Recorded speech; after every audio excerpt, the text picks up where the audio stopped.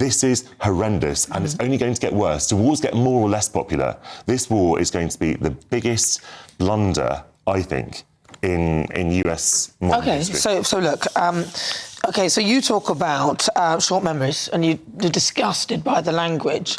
OK, who called Donald Trump a tyrant and xenophobic? I'll give you another clue. Well, who called him America's Hitler? Let me give you another clue. Let me give you another clue. Neo-Nazi sympathising sociopath.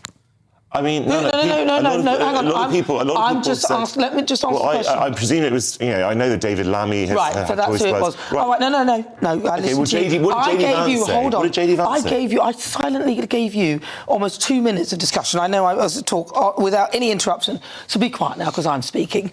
All right, so if you're going to insult them for their language, you have to acknowledge the language that has come down the wire from the Labour Party towards Donald Trump. That's just a balance of what you're saying. As we're going to the British public supporting the war, well, maybe they do, maybe they don't. It seems that a large proportion don't. But the question is this. In the long term, if you look at the war, Donald Trump thinks he's won it. I don't believe he does. I don't believe he has. I do agree with you that this war is not going to be over as he thinks it is.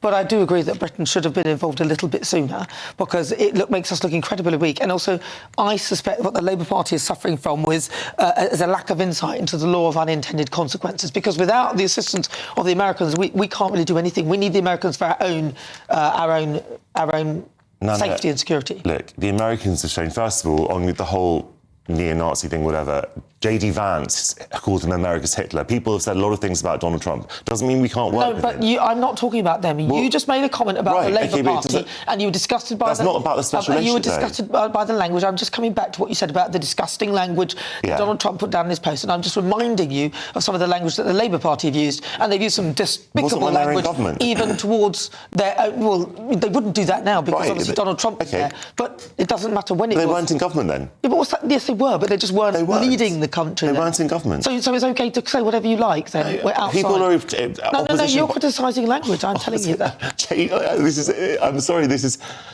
an absurd argument to my mind. Don't insult me pulling you up on something. I'm saying that you're criticising Labour politicians using language. I think it's absurd. JD Vance, who's the US Vice President, called him America's Hitler. People change their minds. People, obviously you expect people to be diplomats, don't you? That's fine.